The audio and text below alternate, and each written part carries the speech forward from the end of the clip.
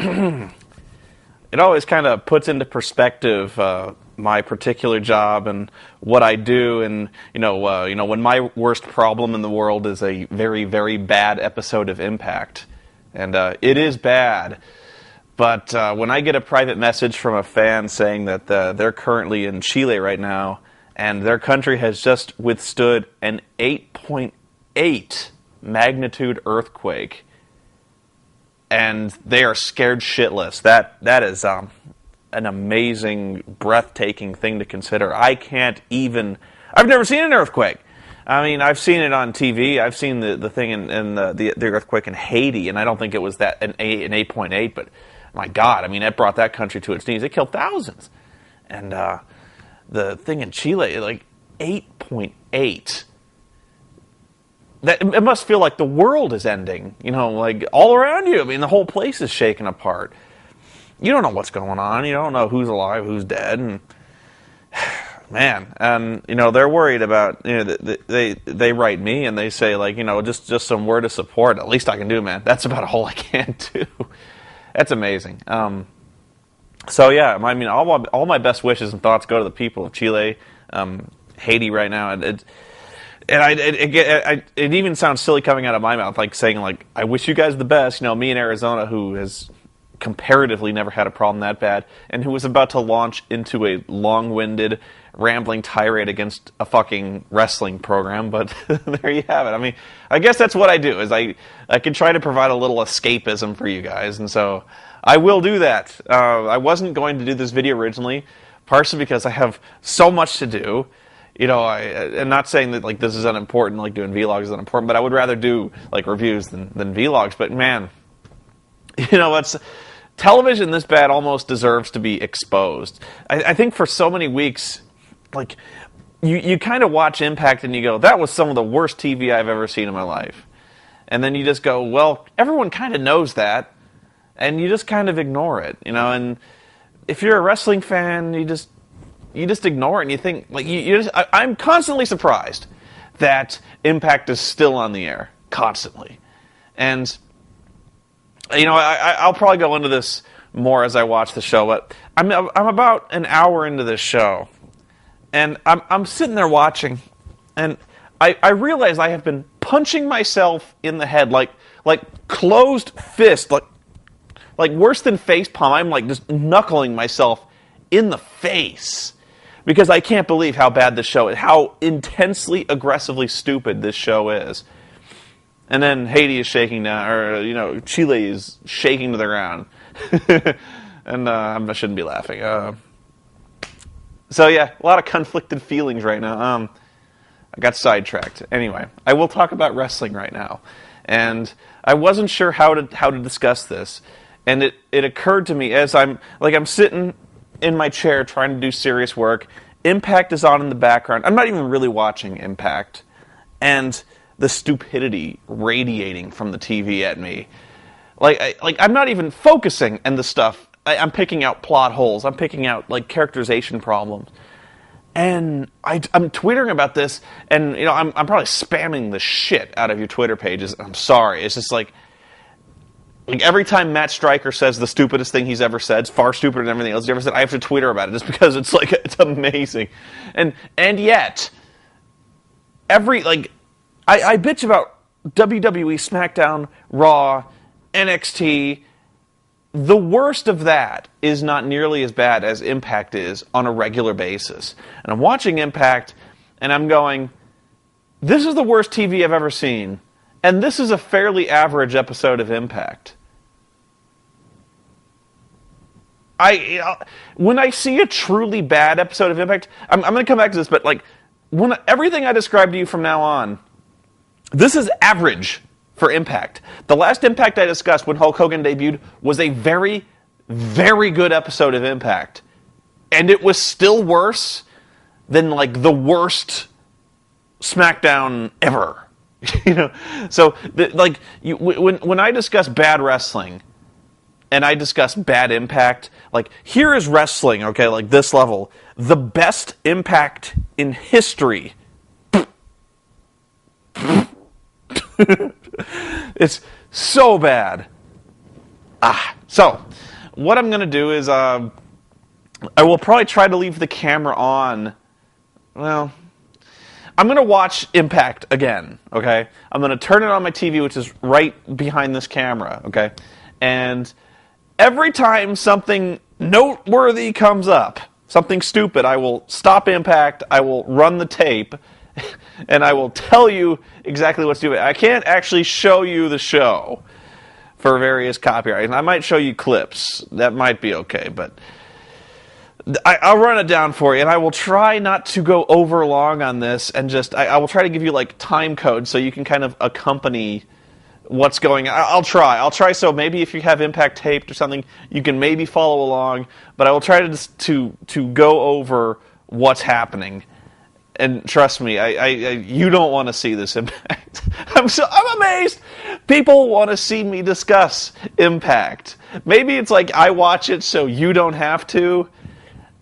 I hope that's the case because, maybe you watched Impact and you need like some catharsis or something like that. Like, I hope I can give that. I hope that like the people in Chile who are watching this who have never seen an episode of Impact in their lives, they watch me freaking the hell out over Impact, and they get some peace. That's all I can do.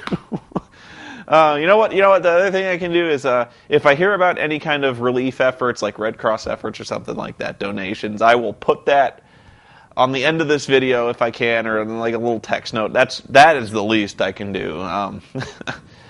Oh man, I really don't want to see this show again. I watched 71 minutes. I know because the PVR stopped at 71 minutes of this fucking show.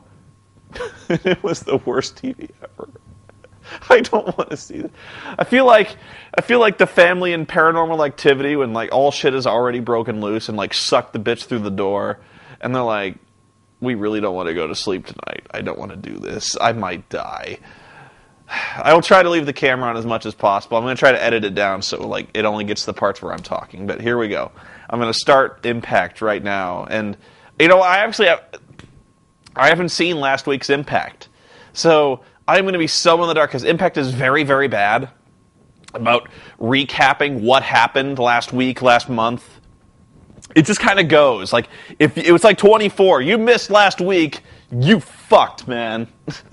So, Impact, I'm so in the dark. I know that Jeff Jarrett has this thing where he's apparently starting at the bottom of the company because like he was a majority shareholder or something like that now, but because he's not, they can make him wrestle. And like Mick Foley, for some reason, hasn't quit maybe I think it's because like they're threatening Mick Foley they're going to fire Abyss if Mick Foley quits, which I'm fairly sure is not a legal business practice and you can sue the company for. But there I go, bringing logic into the argument again. But Mick Foley is being forced to kind of work. I don't know. I'll try to recap it. So here we go. Let me stop the tape here. Okay, 45 seconds in. I did watch some of Impact because somebody showed me this clip online. They emailed me this clip, and they were like, this is the stupidest thing I've ever seen in my life. And it was. Okay. It opens up, and Chris Abyss, because that's his name, is talking to the other guys in the locker room, and he's like, Hulk Hogan gave me this ring. I feel the power of the Hulkamaniacs. Okay, what happened last week was, like, Abyss has become this total gibbering wreck. Like, he's become this complete pussy. And so Hulk Hogan brings him back to to his office, and he's like, brother. He's like, no more of this pussy stuff, brother. He's like, I'm going to give you my most treasured possession, dude. He's like, this is my WWE Hall of Fame ring, brother. And I want you to wear this ring. And from this point on, dude, it's going to give you all the power of the Hulkamaniacs. It's going to give you the power. You are going to be the god of wrestling. And I'm not making that up. I swear I'm not. He says, take this magic ring. It's got powers, brother. And you're going to put this on your hand, and you're going to be the god of wrestling. So Abyss does. And he's like, I feel it. I feel the power of Hulkamania. And he runs off, and he's like, I'm going to hear you scream, brother. I want you to show me your war face. And Abyss is like, ah! And he runs off like, I feel the power. And he runs off. This is actually a storyline.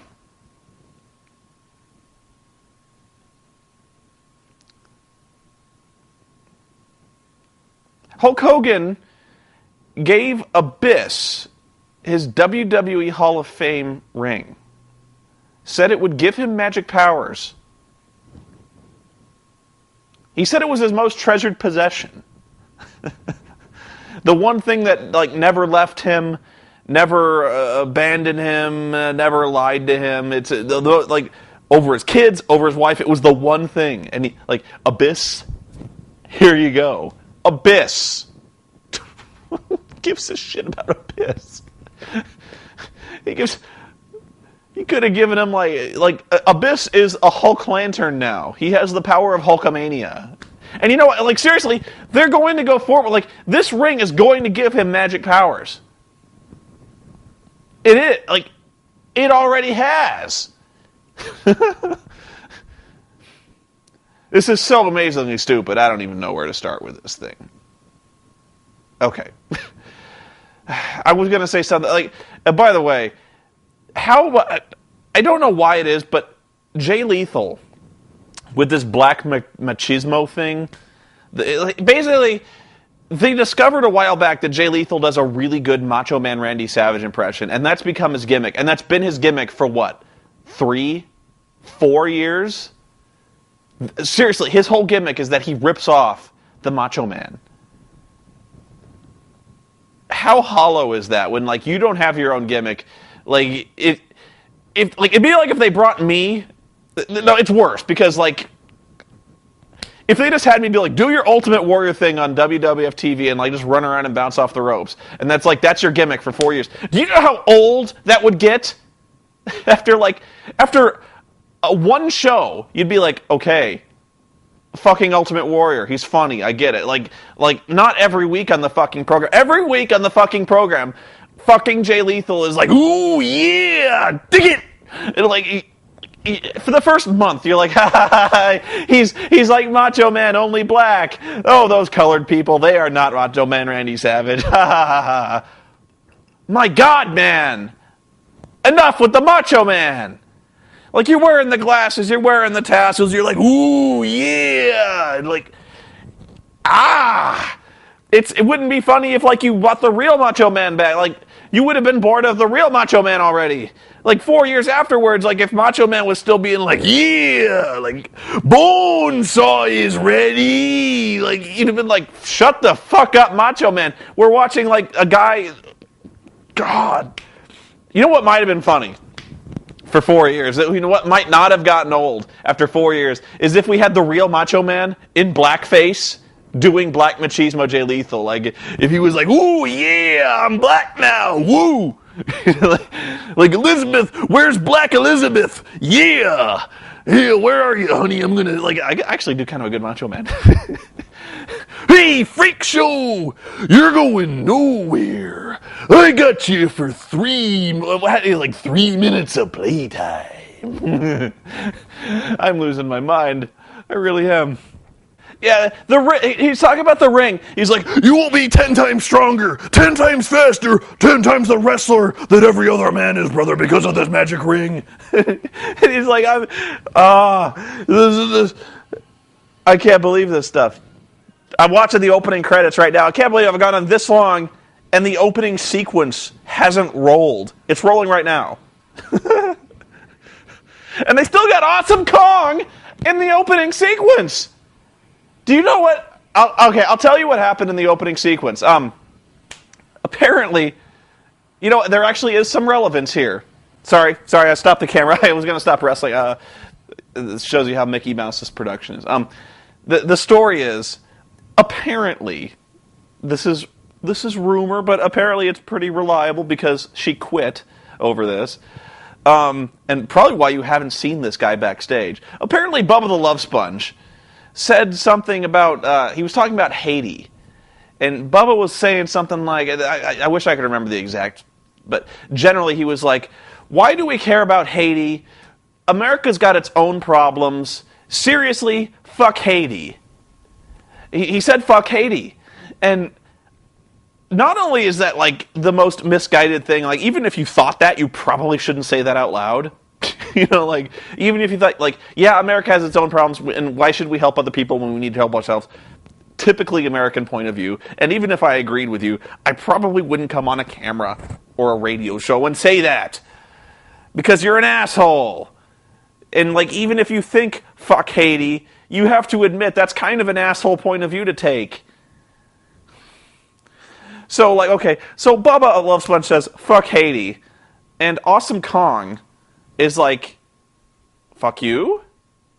And, like, I remember hearing, like, she cold-cocked him or something like that. Can't remember what. But I think she at least kind of assaulted him backstage. And, like, I think he wouldn't apologize. So apparently, like, she quit. And the next story in this that somebody sent me this story because ever since I came out on Twitter saying, like, I like wrestling and stuff, like, people send me wrestling stories all the time. Like, private message would be like, did you know this happened? Or did you know this happened? Or, like, so there's a ton of controversy. Like, people sent me the story that Maria from WWE got fired. So, like, if by the way we're firing no talent divas on WWE and we fired Maria, I could suggest to like 3 or 4 others that could be let go right now, like Michelle McCool, Layla, Savannah. Could go on. But anyway, the other story that people have been mailing me a lot is apparently Awesome Kong is suing Bubba the Love Sponge for making anonymous, menacing, threatening phone calls by comparing her various features to, like, the big lips of Jimmy Walker and, like, just saying really, really racist things, like calling her the N-word and things like that. And, like, she's suing AT&T for discovery on who made these phone calls because she recognized his voice, apparently. And so, but AT&T won't release the records without discovery. So, like, apparently this is not over. This whole Haiti thing is not over. So that's why I'm amazed that we're still seeing Awesome Kong doing the big splash off the top rope on the TNA program. You'd think they'd take her, like, right off. Because WWE is very good about that. Like, anytime somebody leaves the company or they have trouble with somebody, they are off the opening crawl. Like Jeff Hardy, as soon as Jeff Hardy is out of the company, he's off the crawl. It's why I'm a little surprised even that I still think Hulk Hogan is. I need to watch it again, but the very beginning of the wrestling program, Hulk Hogan, you hear in kind of the distance, you hear like Hulkamania is running wild in the background, and then it kind of goes to The Rock going, "If you smile," and yeah, like, I think you still hear Hulk Hogan, which I'm a little surprised because he is on TNA, and that's why I'm also surprised they're doing this thing with the ring. Like, they're actually, like, they still, like, wave, like, WWE iconography in front of the camera. They're like, I have a WWE Hall of Fame ring, Abyss, and I'm going to give it to you.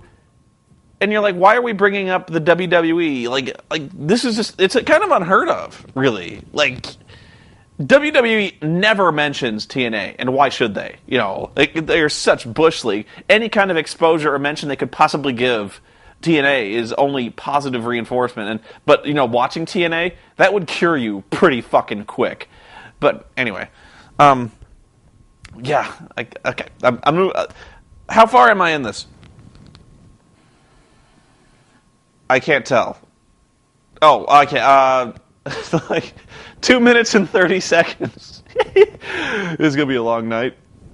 Right now, AJ Styles is in the ring with Ric Flair cutting a promo on the Pope, D'Angelo De Niro. I'm not really, because he's saying the same thing. He's always like, beat the man, you know, whatever. But what's killing me about this one is that, one, AJ is actually showing charisma, but I'm not sure he really is. He's just kind of doing a Ric Flair impression. Like, but what's killing me about this right now is every time AJ says something like profound or like he's making like to be the man, you gotta beat the man. Ric Flair is in the background and he just goes, woo!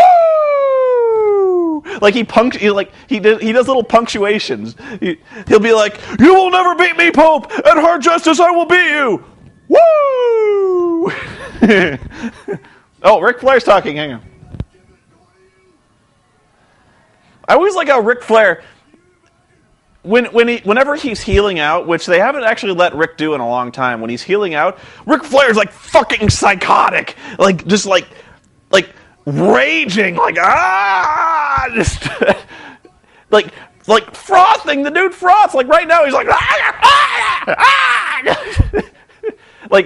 like you can see like all his teeth, like And he's like ripping at his hair. Like, I aspire one day to be like Ric Flair and making a video just like, I hate this game! I hate it! Ah! I'm like elbow dropping my coat. I hope he elbow drops his coat. Dude is out of his fucking mind. He's calling the Abyss. He's calling the Abyss out. I don't mind telling you that the best part of the show is always Ric Flair.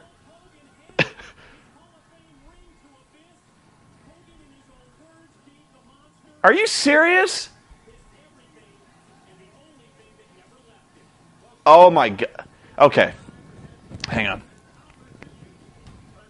I'm sorry. They're really doing this. Okay, you can't see it. I'm sorry. Okay, Ric Flair calls the Abyss out. And Abyss's music hits. Abyss comes out, like holding, like he's fucking Guy Gardner. Like he's like, ah! Like that. But that's not what's funny.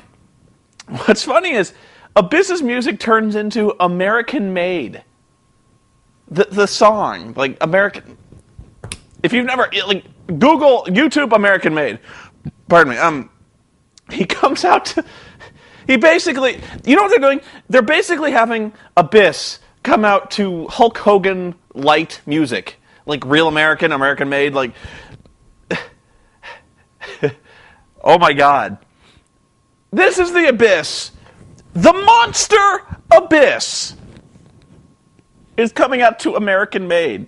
The guy who, like, 6 months ago was rocking back and forth in a fucking straitjacket. Like, he was basically Mankind light. Like, like, his whole, like, it used to be kind of the Kane gimmick, and then he was kind of a Mankind gimmick, and then he was kind of Mankind when Mankind became a pussy, and was, like, calling Vince McMahon dad, and things like that. You could kind of chart Abyss's career in terms of, like, how he copied the various masked monsters of WWF. But now he's coming out to American Made, holding Hulk Hogan's Hall of Fame ring. He's like this close from being like, oh my god, this is so bad. This is when I kind of started hitting myself. I thought, that's the thing is, like, I didn't notice the American Made thing. I was kind of just focusing on, like I said, I wasn't really watching it. Like, I'm noticing new stupid things. Oh my god.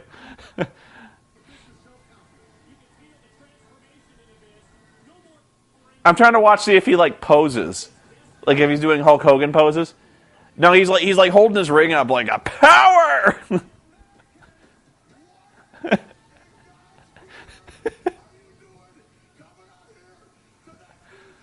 I'm gonna pause this. Hang on. And of course, Ric Flair says what we're all thinking. He gets in his face and he's like, "What in the hell are you doing coming up to that music?" I love this show. Maybe I was wrong about this. This segment was actually really funny because Ric Flair, Abyss threatens to shove AJ Styles' boots up Ric Flair's ass, and he's like, "Are you kidding me? I'm not just in the Hall of Fame. I'm a god."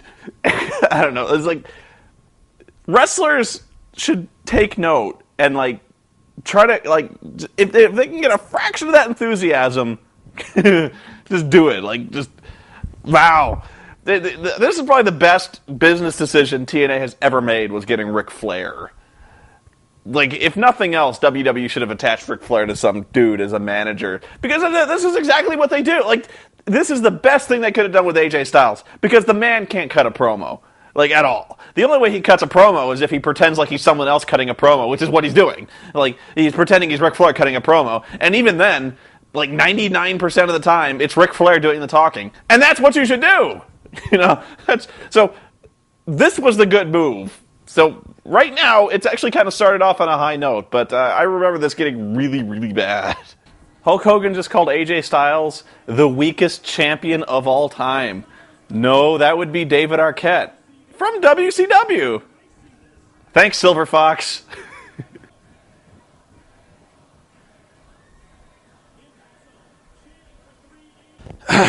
Okay, so first match of the show, and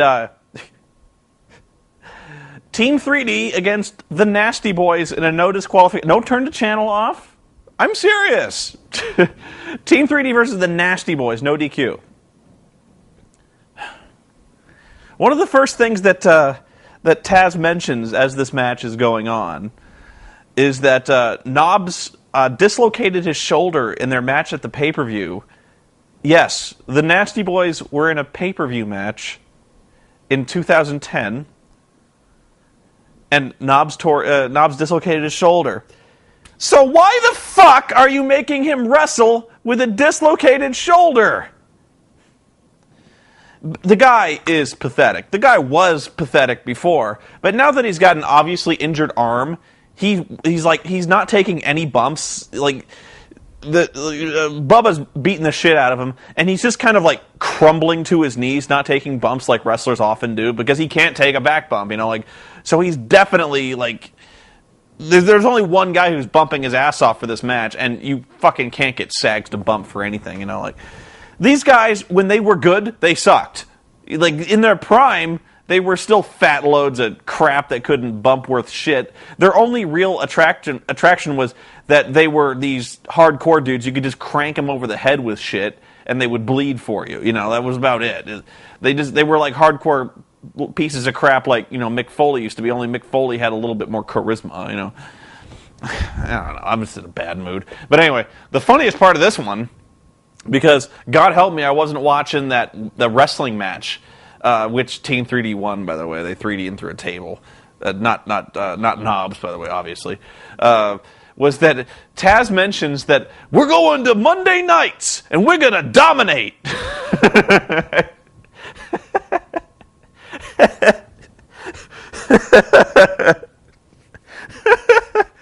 Yeah.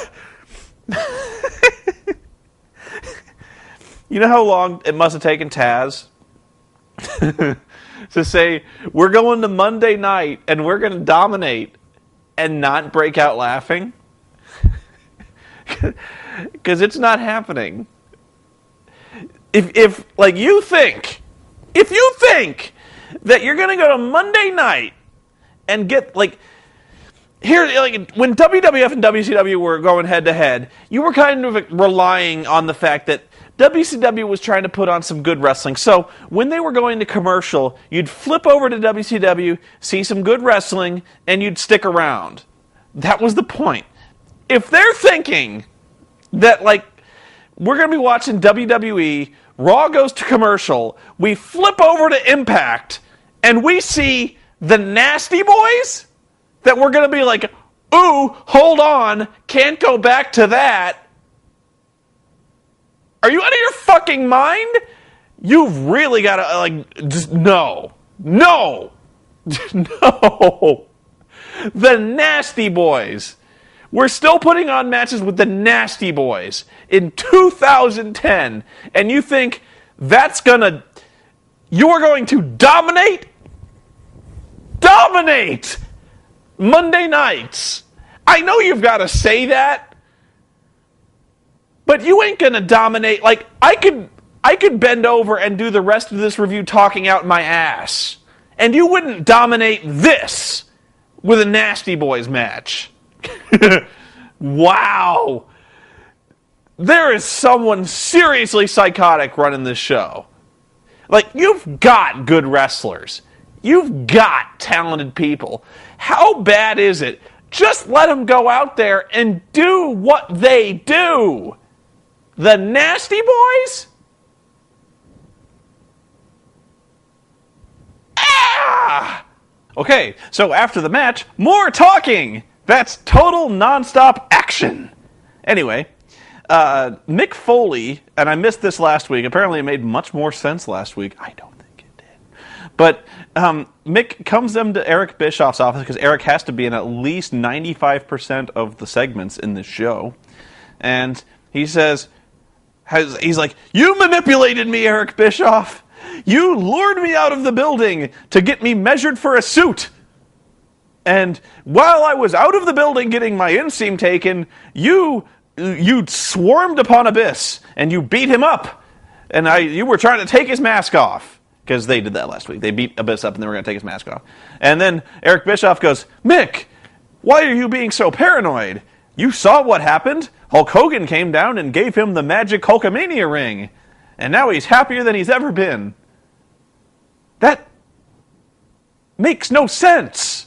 He beat Abyss up, was going to unmask him and just he was going to unmask him and humiliate him, and then Hulk Hogan ran everyone off, ran Bischoff's guys off, gave him the ring, and Bischoff is taking credit for Hulk Hogan running Bischoff off and stopping what Bischoff was originally going to do. And he's taking credit for Hulk Hogan ruining his original plan of assaulting Abyss.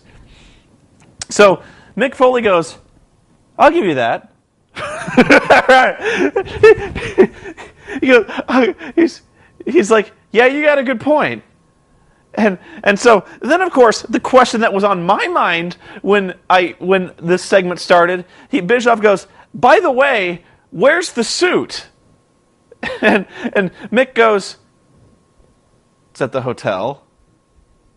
And Bish goes like, I paid for the suit. And Mick goes, it is a nice suit. And Eric's like, well, you gonna wear the suit? And Mick goes, I don't know. You think I'm making this up? You think I have not said a lie or even exaggerated yet? He goes, I don't know. And then he walks off. And he's like, I hope to see you in that suit, Nick. And he's like, we'll see. I'm keeping an open mind. And then the door closes. This is amazing. This is amazing writing going on right now. They remembered the suit. Seriously, this is really, really bad. But ordinarily, they wouldn't have remembered the suit. Because last week, the whole show was based around that fucking suit, apparently. And they're like, well, where is it? He's like, it's in the hotel. So it actually, they harken back to the storyline they just established. And believe me, they don't usually do that. How far are we in? Oh, man. 25 minutes. This is new, even for me. Okay, I missed this. Okay. Women's match, ODB against Daphne. Daphne looking really freaky, by the way. I guess that's the point.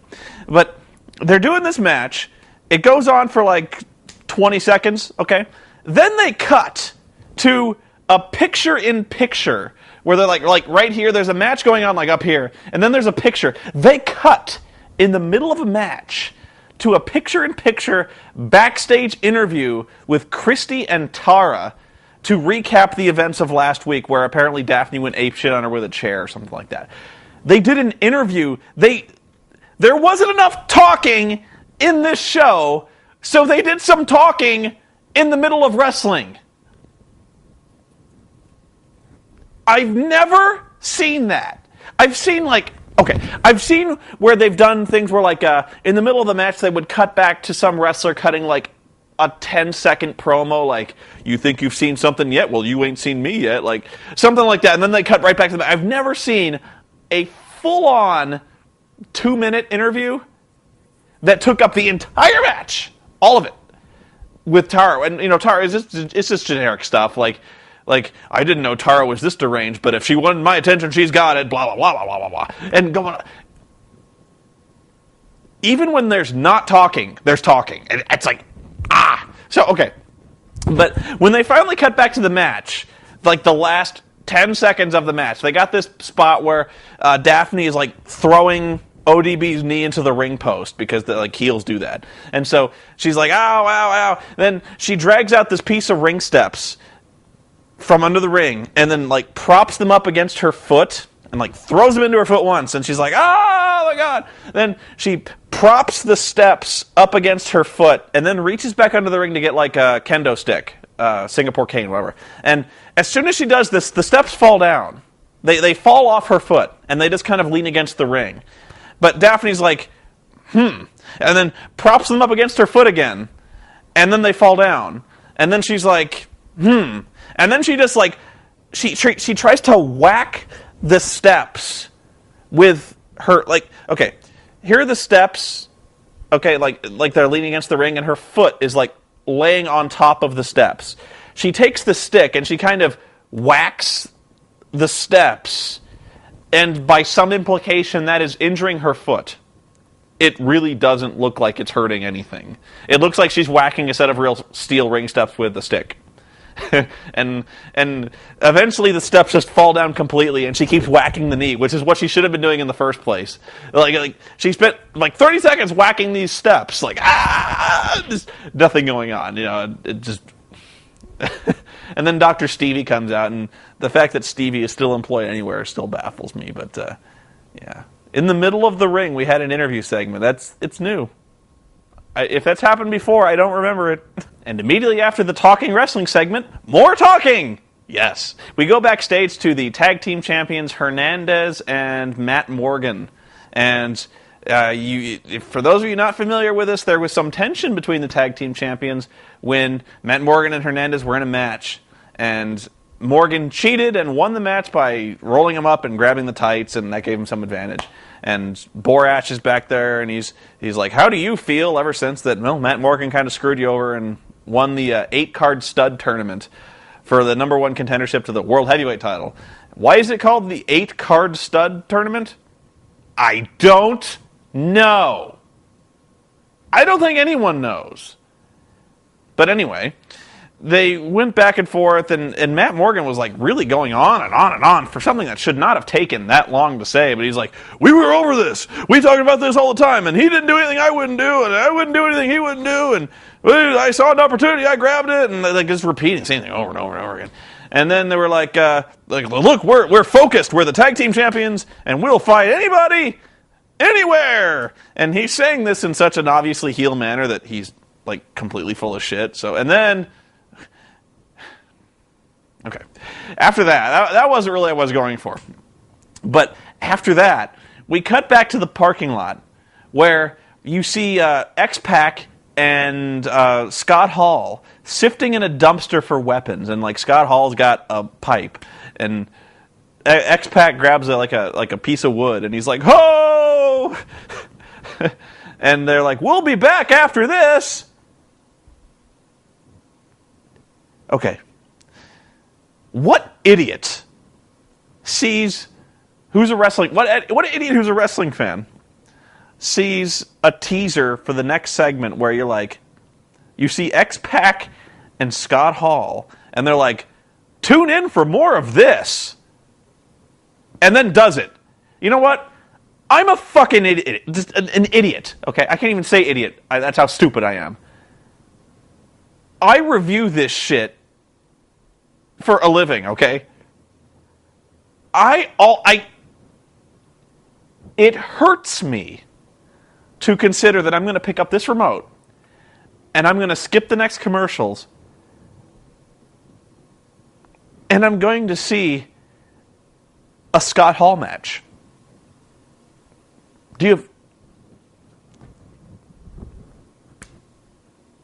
It makes one weep how much this is going to suck.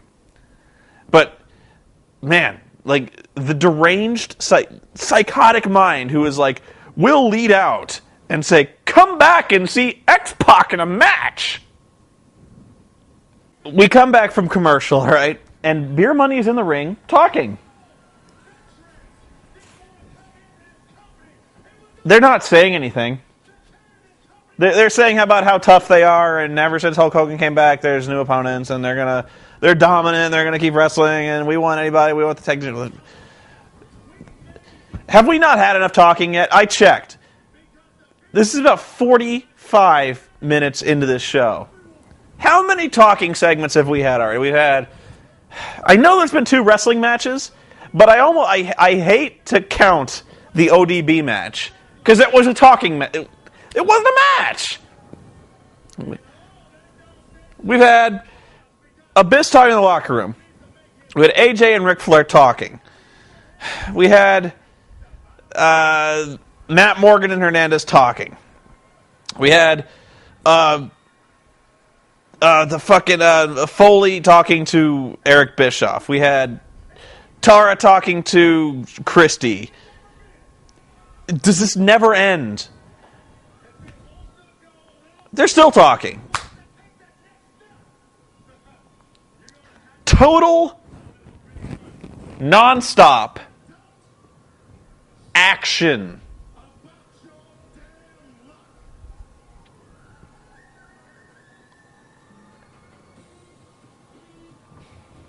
This show may never end at this rate. I have no idea who's going to watch this vlog. I just don't.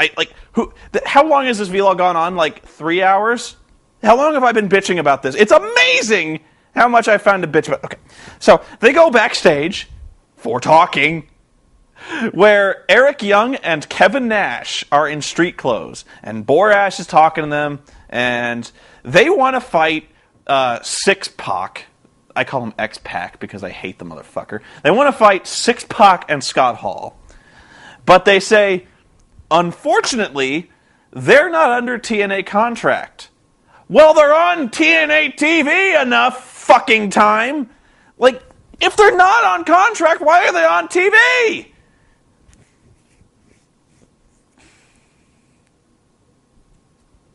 Okay, so these guys who are not under contract, they're like, we're going to fight these two somewhere. And my immediate question is, well, go do it. They're like, we don't need a referee, we don't need a ring. I'm like, so go do it. Anyway, so Eric Young is like, that's why I went to Hulk Hogan. And I said, we want TV time to beat them up on TV.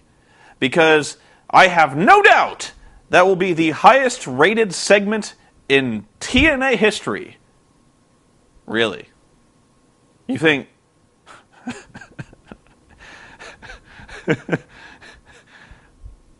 Samoa Joe and Kurt Angle. Samoa Joe and AJ Styles. The return of Sting. The return of Hulk Hogan. Every match in the history of matches. And you think people are going to hear about a street fight brawl with Scott Hall and X-Pac. And that is going to be, people are going to get on the internets and say, tune into TNA! There's going to be an X-Pac match!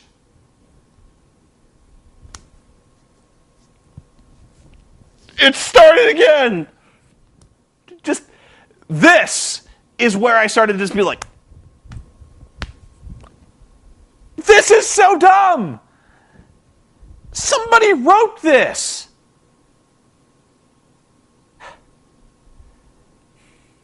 Is there a person alive who believes that? That X-Pac and fucking Razor Ramon in 2010 equals ratings?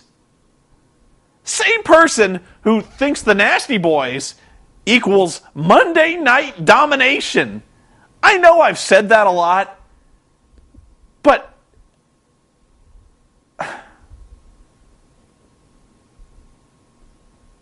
you know, at some point, seriously, like, what if we just fired the writers? Like, just, nobody left. We said, like, I literally got a whiteboard, wrote down all the names of the wrestlers, all of them. And I just drew, like, I put numbers next to each one, and I was like, number 1 and number 13, just go out there and wrestle. And I did that the entire show, like 2 hours of show. I had 10 matches. No microphones, in the ring. Just I let them wrestle. There wouldn't have been any context, but there would have been decent wrestling. You know, like, we're like an hour in now. We've had 2 matches, and one of them was a Nasty Boys match, and one of them was basically an interview. And you know what we're doing right now? So, like, I've got it paused right now. There's no wrestling. we've got Jeff Jarrett walking into, I think it's Eric Bischoff's office. Another Eric Bischoff segment, another talking segment. I'm going to watch. Here we go. It's the little moments, really, that sell this for me. Like, these are comedy genius. Okay. And I'm not even done with this segment. I'm sorry. Like, Jeff Jarrett comes in, and I don't know. Like, he had a match with Abyss, and he was supposed to like beat Abyss up with a baseball bat or something like that, and he didn't do it. And so now he's in trouble, and like he's gonna get fired or some shit. Like, so Jeff Jarrett comes into Bischoff, and he's like, "Oh, dare you? It's good. I founded this company. I love this place, and it's gonna take a lot more than $6 to run me out of this business." And I know that because he said that like 5 times. He just kind of was like, "It's gonna take a lot more than $6, Eric. Gonna take a lot more." And Eric's like, he's very calm, and he's like, Jeff, please. He's like, I'm not stupid, Eric. I know it's gonna take a lot more than $6. And he's like, Jeff. He's like, I have something to say. He's like, I don't care. More than $6. And he's like, Jeff, this is hard for me, and I know it's hard for you. It's even harder for me. And he's like, and Jeff's like, are you trying to make me feel sorry for you? More than $6. And Eric goes, please, I let you talk. It's only fair that you let me talk. And Jeff immediately backs down. He goes, fair enough. He's like, gonna take a lot more than $6. Please, I let you talk. Fair enough. Wrestling! Wrestle!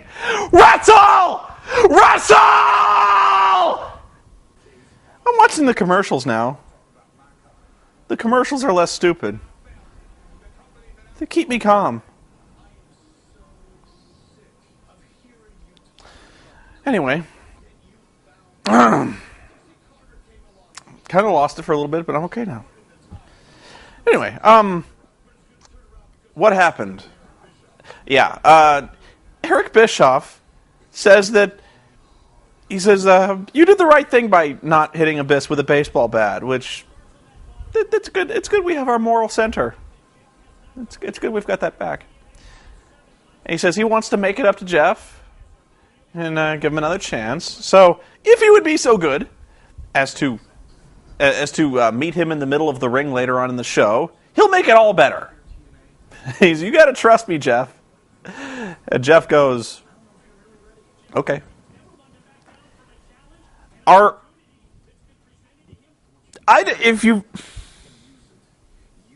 You'd have never had to see a wrestling show in your life. If this was the first wrestling show you'd ever seen in your life, you'd have been like, Eric is lying. This is a trap. And you'd be right. How much? I would bet 11 zillion bajillion dollars that this is a trap. Why is he going out there?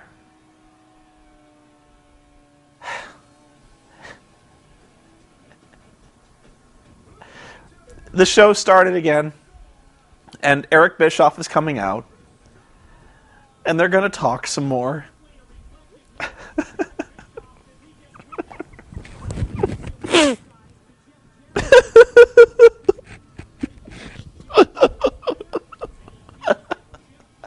I hate this show.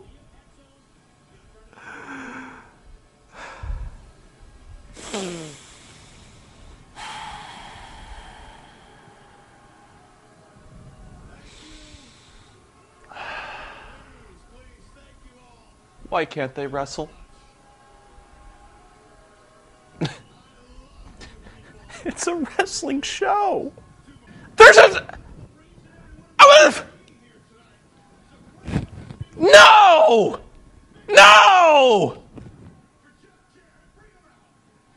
There's a sign in the crowd that says, Hall rules.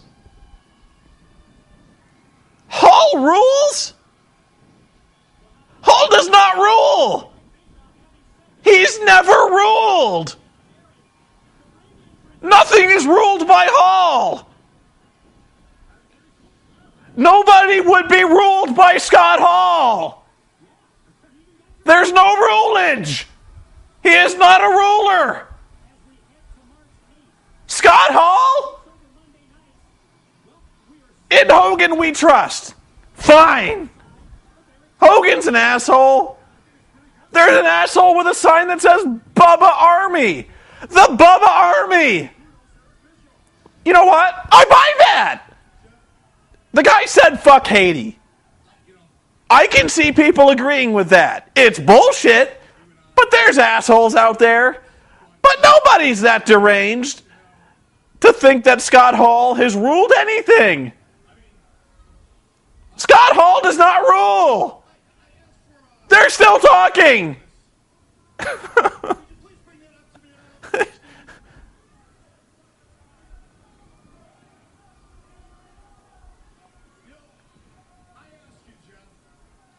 I should make you watch this. So, I'm really losing my mind here.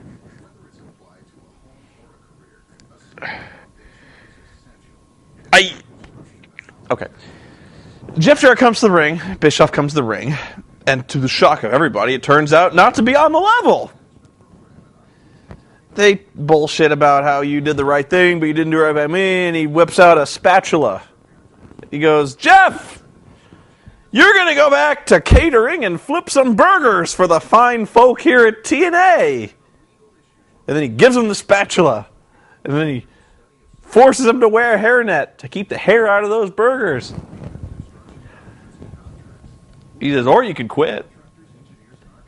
And Jeff, the brave hero of the company, the guy we should be sympathizing with, the hero of the show, he goes and he flips burgers.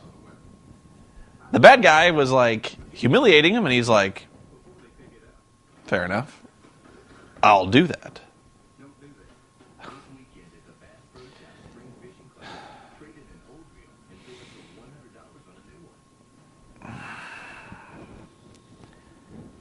You know,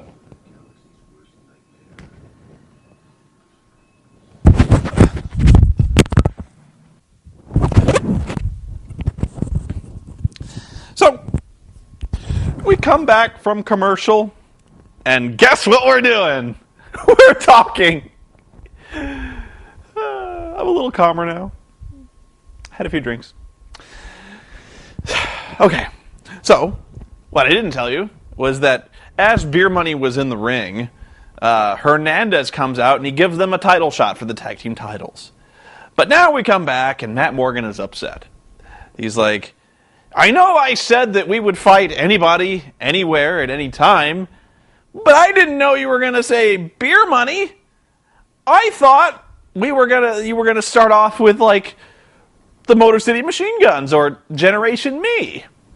Hey, you know how to make established tag teams look like complete pussies is when you have other tag teams refer to them as the jobbers they are. Yeah. Anyway, Hernandez, this is kind of like, you know, you said anybody anywhere. He's like, I know I said that. And I meant that, kind of. But we need to be on the same page. And they said on the same page like 300 times. And then, wonder of wonders. How long... Hang on. We're just about at the 70-minute mark, and we're wrestling.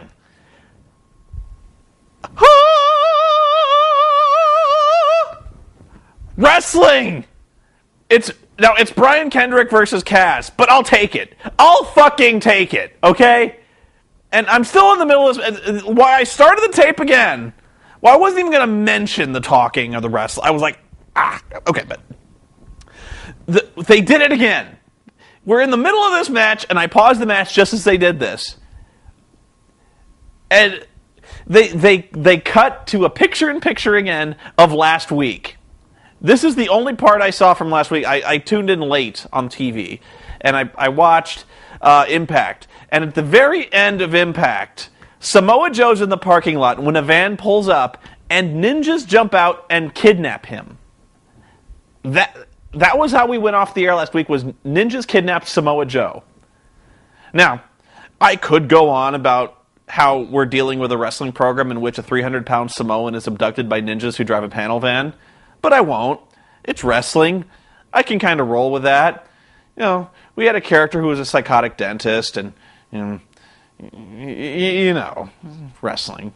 But we're 70 minutes in, and they're only just now discussing the live, public, televised abduction of a human being by ninjas.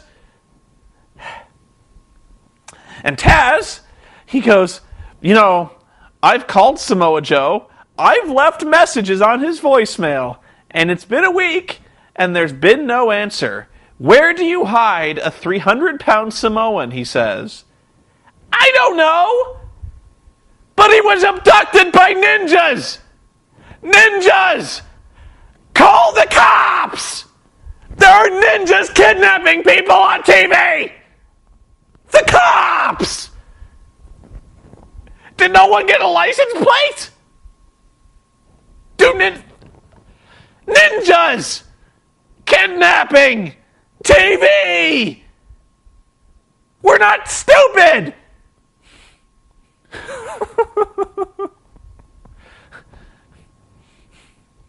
And this is all taking place when there's a wrestling match going on. But we can't have wrestling. No wrestling for you. We have to punch up the wrestling by recapping the ninja abduction last week. We can't sit back and enjoy the fucking wrestling. No. Samoa Joe was kidnapped by ninjas. That's what's important. And that's just about the most action-packed thing to have. When there is action on total non-stop action, it's ninjas leaping out of a van to abduct Samoan people. And the other thing that happened during this match, I'm going to leave it. Fuck it. The other thing that happened during this match was that they start advertising. There's a big banner ad at the bottom. They start advertising for the post-show show, which I think involves Borash and Christy Hemme talking about the show, online only. I have to see this. What is it? What is there to talk about? Are you fucking kidding me? The balls on these. A post-show show with more talking? Match ended, by the way. Match was about 3 minutes long. Two of your most talented wrestlers in Kendrick and Kaz. 3 minutes. We don't need to see. We got more talking to get through. We have so much more storyline to wind out. They're lucky they got 3. The post-show show. Because who doesn't after this? After this, it was like I need to discuss this more. I need to hear Christy Hemme's fucking input. I need to. I don't need to hear Christy Hemme give me input on shit. Okay, this is the worst. And I'll repeat this. This is average. This is not a bad Impact. As Impact goes, it's average. Abyss is talking.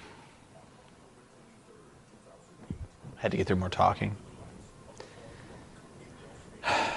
He says about what you'd expect. Took about 4 minutes. Now we're recapping the show. Fast forwarding. Oh, fast forward faster. Oh. Now we're talking. Backstage. Christy Hemme and Ken Anderson.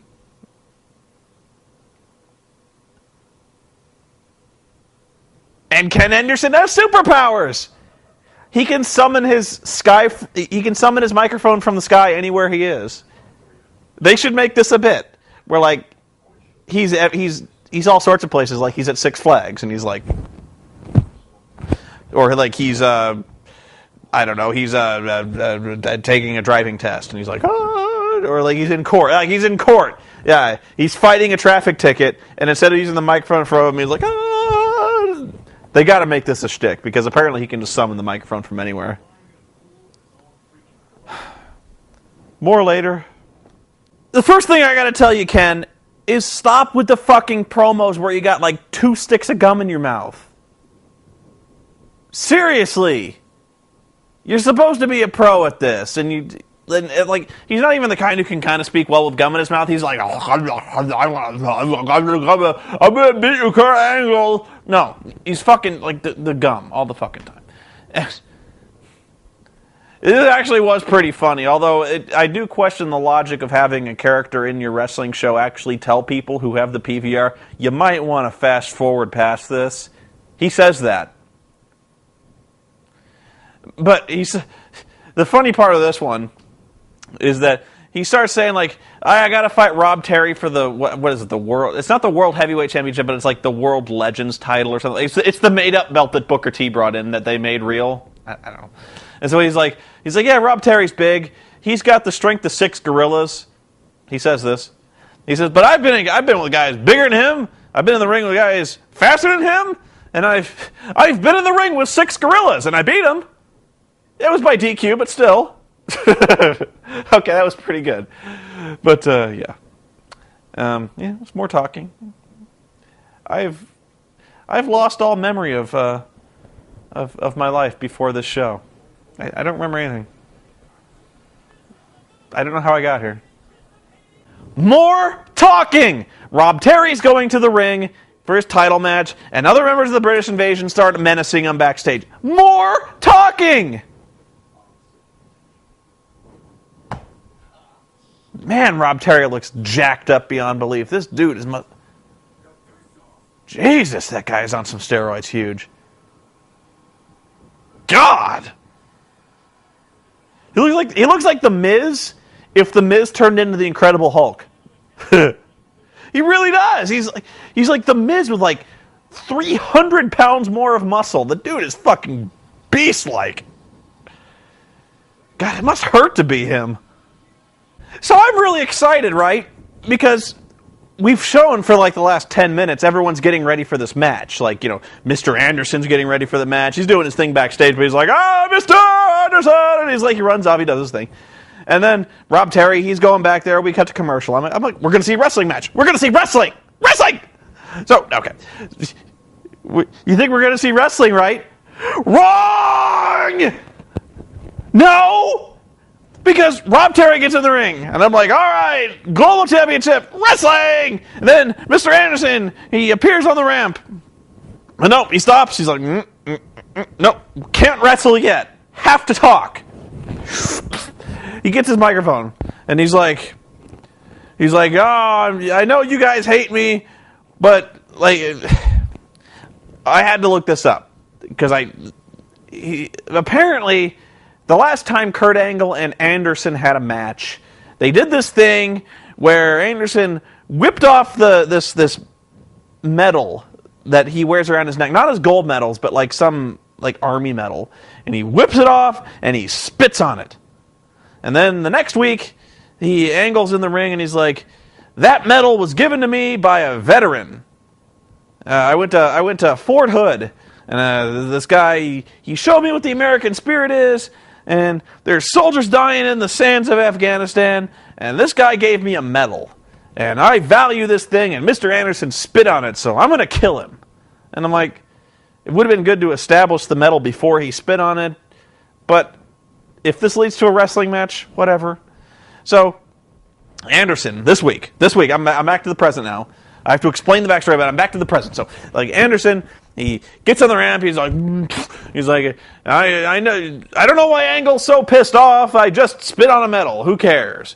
And he says, but I've got this medal, and he shows some kind of like beat up medal. He's like, this medal was given to me by the widow of a soldier who died in Vietnam, is that okay? And we're like, what the fuck are you talking about, Ken?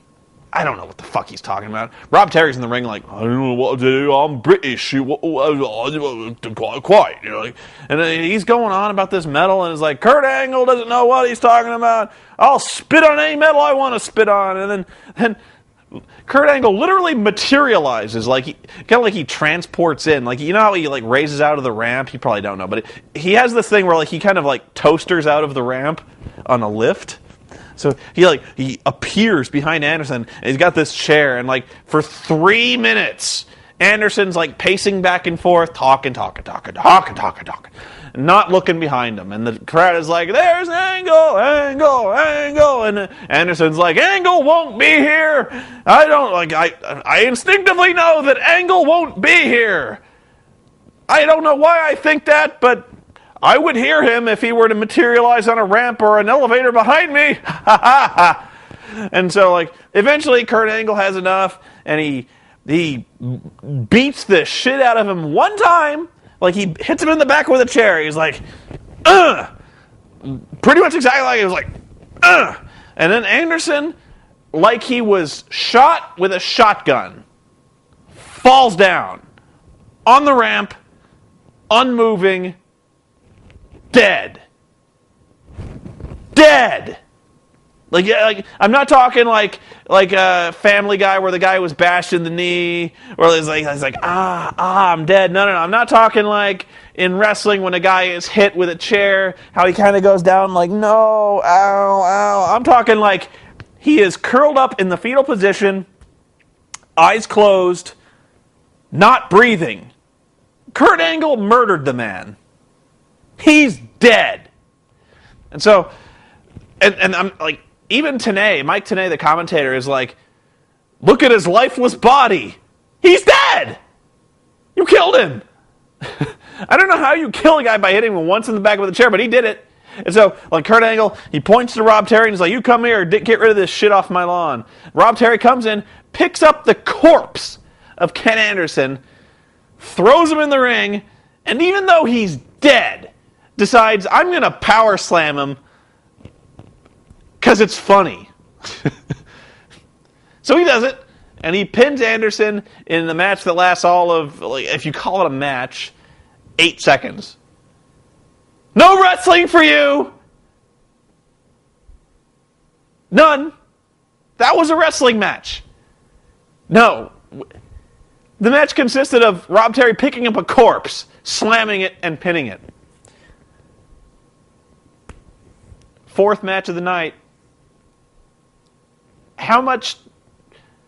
I should have had a stopwatch. I should have timed how much total non-stop action wrestling there was in this show. Because it totally non-stopped for a grand total of it can't have been more than 10 minutes. 2-hour show. And the action never stopped. It never started, man. The action has not started. When there was wrestling, there was no wrestling in the wrestling matches. They rang the bell, but there wasn't wrestling. You can't wrestle a dead man. This show's not over. We've still got the X-Pac fight to look forward to. So not only do they have to recap the entire Scott Hall NWO thing where they're like, God, they have to recap the whole thing. Like the one time they decide to recap something, the recap lasts like 5 minutes. But anyway, they go outside to the parking lot where X-Pac is in this hilarious like gray suede workout suit or something like that. And like X-Pac, like a fucking monkey, is like, he's giving DX crotch chops. On TNA, he's giving like the DX suck it chops. And this brawl, this long-awaited brawl, they spent like 2 segments building it up. They spent 5 minutes recapping the feud up to this point. Brawl in the parking lot lasts 90 seconds, tops. If that. And this brawl is awesomely hilarious, by the way. It's like, okay. So, like, Eric Young and X-Pac square off because they're the only two of this entire quartet that can fight. Yeah. And then we don't even see, like, the camera cuts back and we see that, you know how I mentioned that Peter Griffin grabbing his knee backstage, like, all hurt? That happens in this. Scott Hall literally Tanya Harding's Nash in the knee with a lead pipe. And like that's it's over. He's just like, why my knee? And because Hall is so broken down and immobile, and like the sheer act of hitting the guy, fake hitting the guy in the knee with a pipe was enough to gas him, So he starts like, Eric Young is getting all beat up by X-Pac, and he starts like throwing like knife edge chops in a street fight. And against the guy who's wearing a t-shirt. He's like, this is family business, yo. You stay out of it, yo. And so they beat Eric Young up and they tag him with the NWO style. They don't put NWO, they put For Life on him. And they're like, just like the old days, Pac, woo! And they walk off. But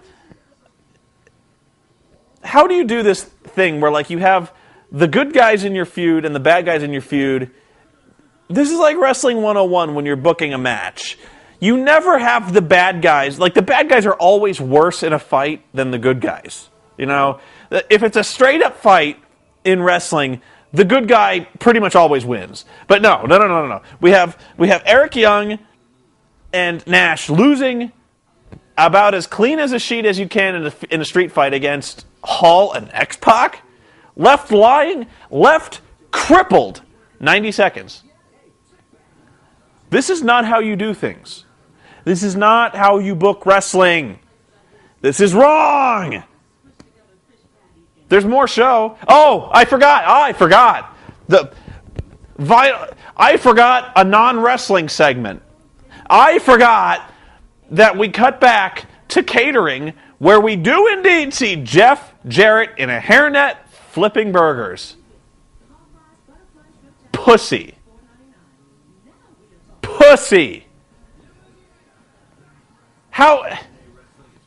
How do you book a show where you're supposed to have... Now he's cutting onions. He's in a hairnet chopping vegetables. He's crying over the onions. They're making him tear up. There's Dunkin' Donuts coffee behind him. Why do you have a show where the babyface is told to humiliate himself flipping burgers, and in defiance, the babyface does exactly that? And now, we're back in Bischoff's office because we ain't had enough not enough talking. And Mick Foley's back. I'll unveil this as it happens. Foley is back in his new suit. He's wearing a coat, though. Okay, we gotta see this suit. It's a nice suit, but it's got a mustard stain on it.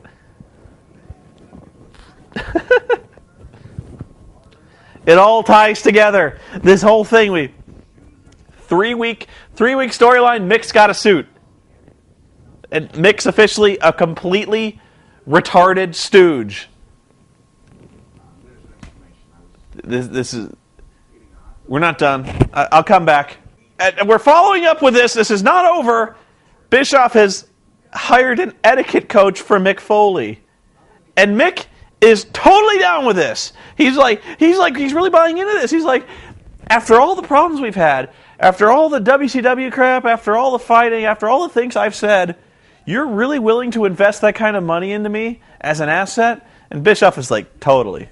Absolutely. I want you to be the face of this company. I want you like negotiating business deals. You can trust me. And this minutes. He's even doing an evil laugh. He's like, ah. This minutes after we sent Jeff Jarrett to make hamburgers. And Mick is totally down. He's like, you've turned over a new leaf, Eric. I love how nobody on the wrestling program actually watches the wrestling program. Like, I know how we're kind of supposed to pretend the cameraman is not there, but when the second after you leave the room, the guy you were just talking to, like, is just like, I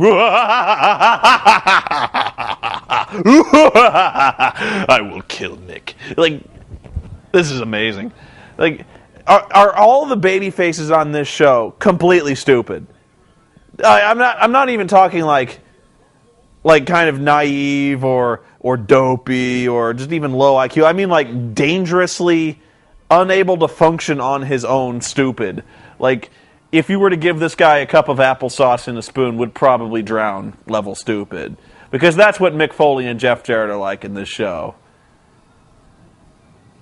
It saddens me that right now, we're actually about to see a match, I think, in theory. But it saddens me that probably the most intelligent babyface on the entirety of TNA Impact is going to the ring right now, who is the circus freak wearing a mask named Abyss, who currently believes that his ring gives him magic super strength. And he's fighting Nigel McGuinness. I'm sorry, Desmond Wolfe. He's Nigel McGuinness. And I would be stunned if this match lasts longer than... With Abyss's new superpowers, with his strength of 10 men, and now that he's a god of wrestling, if this lasts more than 2 minutes, I'll be stunned. We'll see. I'll be back. 2 minutes. I would bet something, but I won't be wrong. 2 minutes tops. We'll see. Oh, I could follow TNA President Dixie Carter on Twitter. I'm so there. Dixie Carter? I didn't even know that was possible. We're still in the match. I'd say 90 seconds. Black hole slam. It's over. 2 minutes. Nigel McGuinness is jobbed out in 2 minutes. And Bryan Danielson is currently being taught how to wrestle by The Miz. This isn't working. And of course the ring gave him... Oh, here comes AJ and Ric Flair. Because they promised that... The story here is, I didn't mention this, they want the Hall of Fame ring. They think that Abyss is an embarrassment. He is. But they want the Hall of Fame ring and they give it to AJ Styles. And Abyss is killing them. Abyss is no-selling the legendary Flair chops. And Nigel McGuinness has a chair. He's beating up Abyss with it. And of course, Abyss will soon be no-selling the chair shots because he has Hulkamania. Yep. He's gonna like, you! Yep. They're really doing the Hulk Hogan bit with Abyss. Wow, I can't. There was actually stuff happening. Okay, so they start beating up Abyss, and they handcuff him to the ropes. And the whole time they're doing this, you see Hogan, oh so slowly. Like, you know how most times when you have somebody like making the save, they run. Hogan ain't running. Hogan, he stopped running 20 years ago. He has no knees. It's like watching a dude on like crutches like hobble. Hogan ain't running. So Hogan finally kind of shambles into the ring, and he kind of just pivots like he's got a basketball. You know, like he can't move, so he just kind of stands there, and he's like, "You come over here," and the guy runs over and he punches the guy, and like another guy's like, "You run over here," and then Ric Flair runs over and he gets punched. And he's like a turret, like the Hogan turret of punches. You know, back in the day, he'd have been running around like, whoa, boom, ah, boom, and like kicking people. No, his leg's not going up that high, not unless it's on a pay-per-view and he's like 3/4 zone shots. No, the knee is not coming up that high. No, he's lucky he's walking to the ring. Like that incline just about finished him off.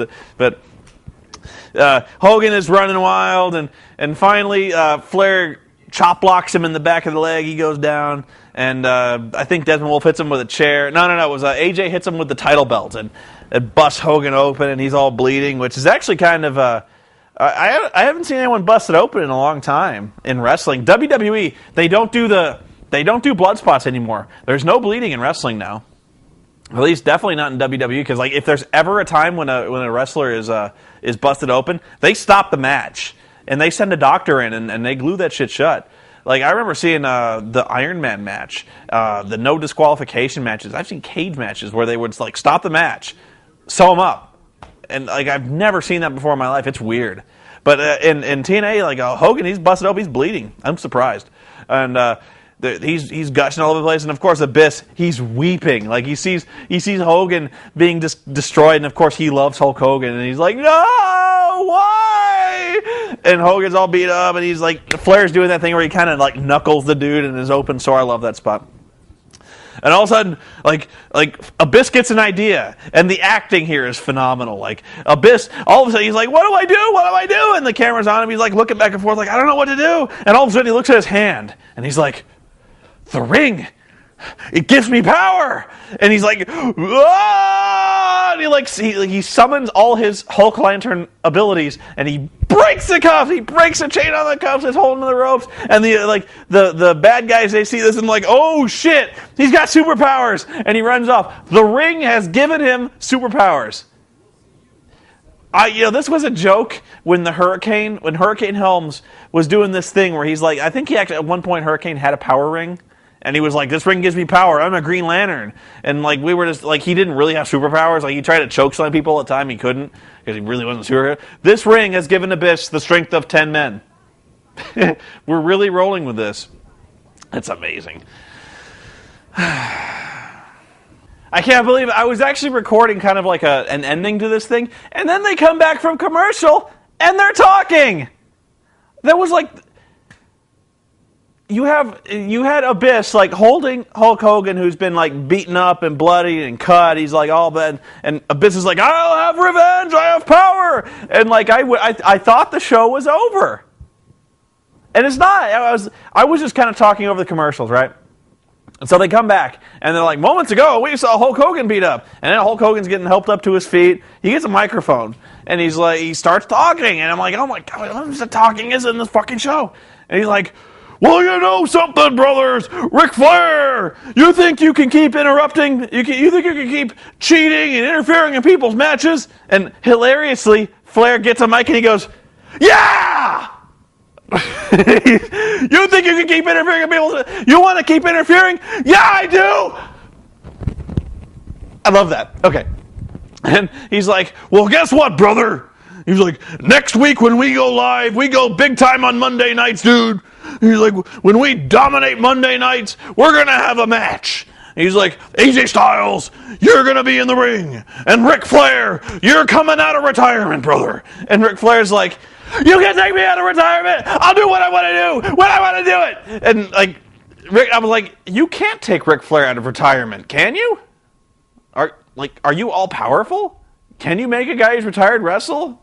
Apparently, when you sign up for TNA, when you sign up for any wrestling company, no matter what you are, janitor, caterer, wrestler, manager, referee, they can just be like, "You're in a match."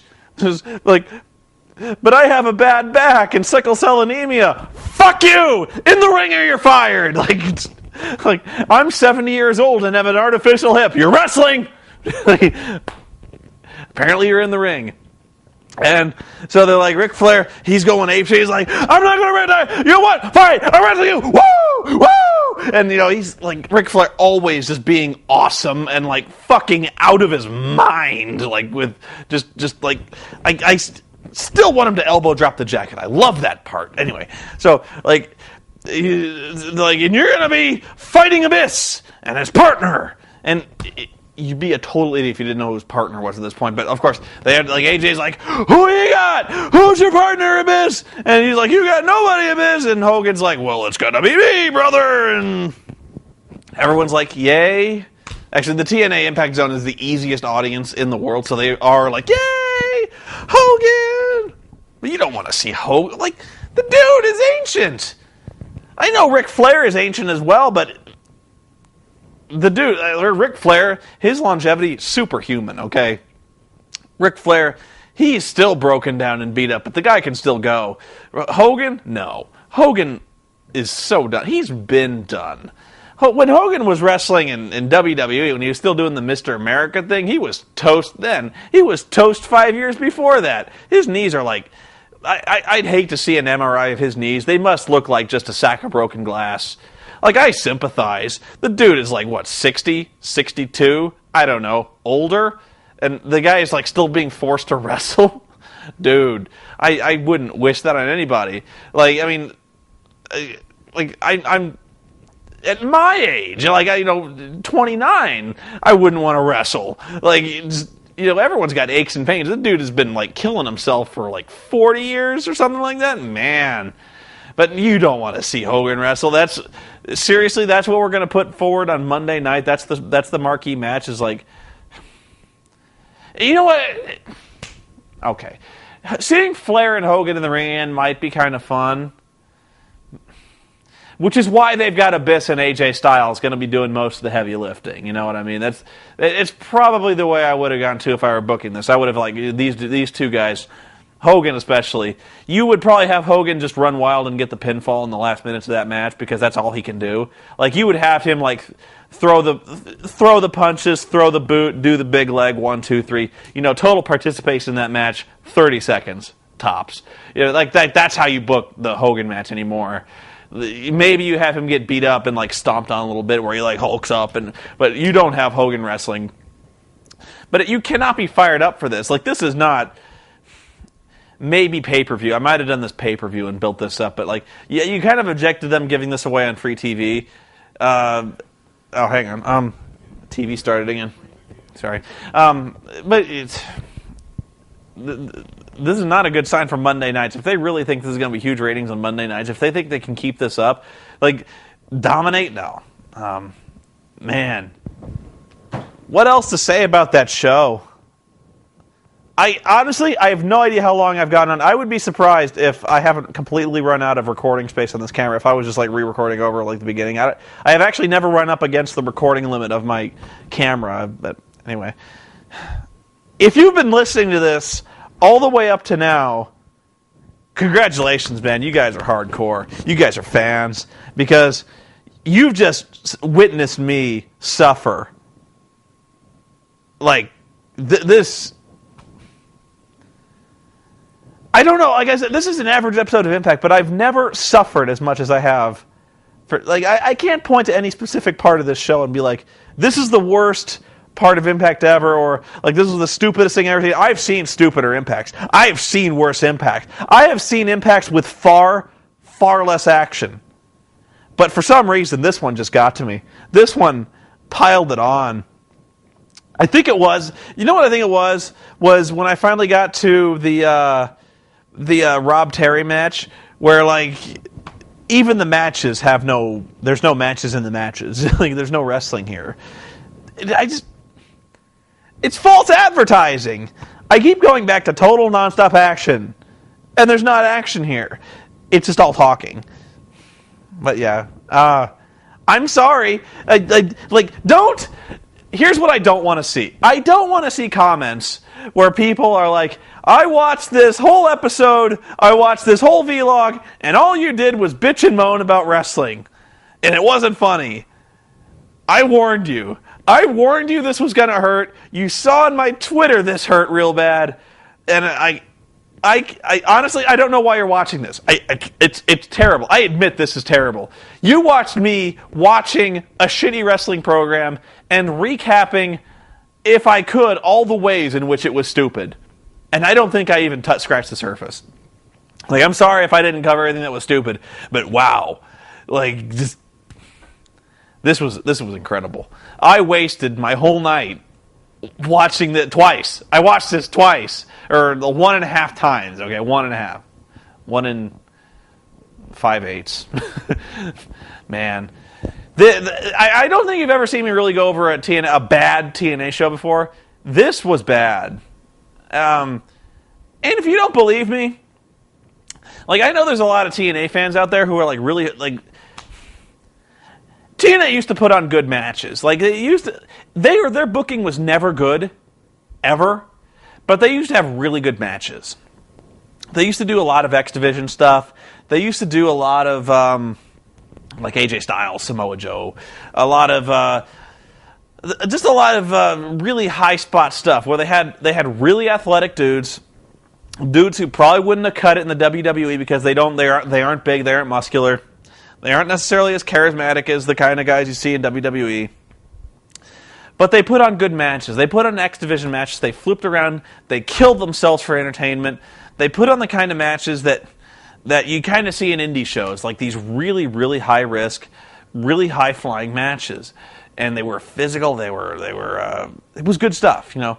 And it was kind of what I said before, where I said, what if we just had guys just go out and wrestle? A lot of times that was what you had. You had guys kind of doing lucha style. You had guys, they would bring in international superstars, kind of wrestling a Japanese style. And it was good, You saw a lot of stuff. It was kind of like back in ECW when ECW again rarely told those good stories, and for the most part the matches were okay, but they brought forward these new styles, new matches, and they had these guys who were willing to just brutalize themselves for entertainment. And you saw that, and you appreciated that. You saw the sacrifice, and you saw the will to entertain that these wrestlers had, and they went out there and they killed themselves over this. And I'm not saying wrestlers, even WWE wrestlers, don't hurt themselves, they don't sacrifice, they don't do this kind of stuff. But what I'm saying is, these guys want to entertain. They really do. Like, even the worst wrestler out there wants to go out there and they want to tell a good story. They want people to cheer. They want people to boo. They want people to get involved. They want to go out and they put good matches on. Like, nobody goes out there and is like, I'm going to put on a piece of shit match. Well, okay, maybe Jake the Snake Roberts did, but, like, maybe Goldberg does, but, like, whatever. So, but TNA used to be about that kind of thing, where like they'd be like, "This is stupid," but man, that AJ Styles can go. Man, that Amazing Red can go. Like Shark Boy, even like Shark Boy, get out there, fucking kill himself. You had Samoa Joe. You had Joe, who was not being kidnapped by ninjas. Joe was just fucking killing people. Stunningly athletic, stunningly dexterous, fast. Like you couldn't believe this guy could move the way he does, and you saw these matches that were amazing. And now. You got, you bring Vince Russo in, you bring fucking Hogan in, you bring Bischoff in, and, like, I don't know why they were saying this like it was a good thing. Like, even when I reviewed the Good Impact show, my point during that one was, okay, this was better than most, but what are you cheering for? Like, what are you looking forward to? We're actually proud of the fact that we're basically restarting WCW at its worst. We're bringing back the NWO. We're bringing back Bischoff, Hogan. We're bringing back the Nasty Boys.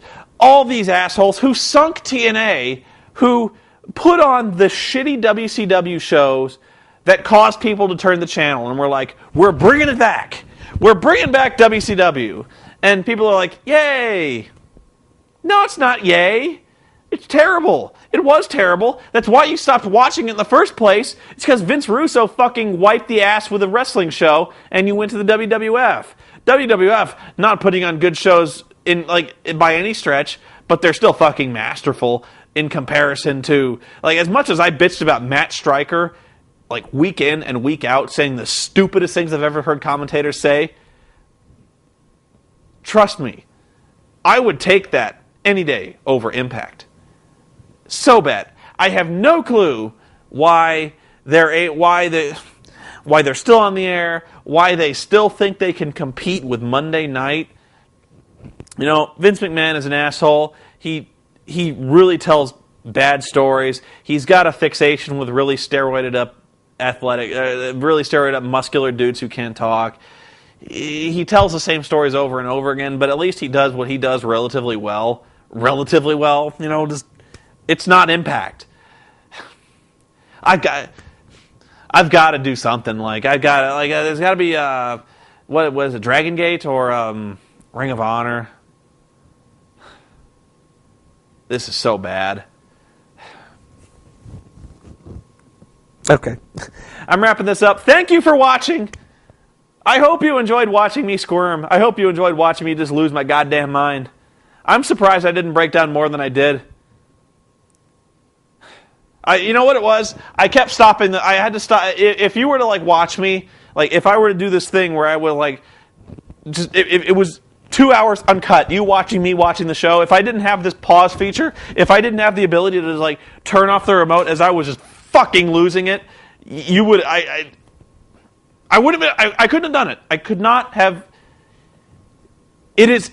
I will say that it is impossible to sit and watch Impact unbroken 2 hours beginning to end, because this shit is so stupid. You got to get up and you got to take a walk. When I lost it that one time, I got up. I just went up and down the stairs. I completely went into a fugue state. I had to walk. for like 10 minutes. Until the stupid, I calmed down a little bit. You know, when I said I was getting drinks.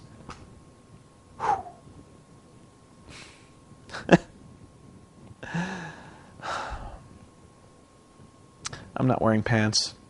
No, I am. I got shorts on.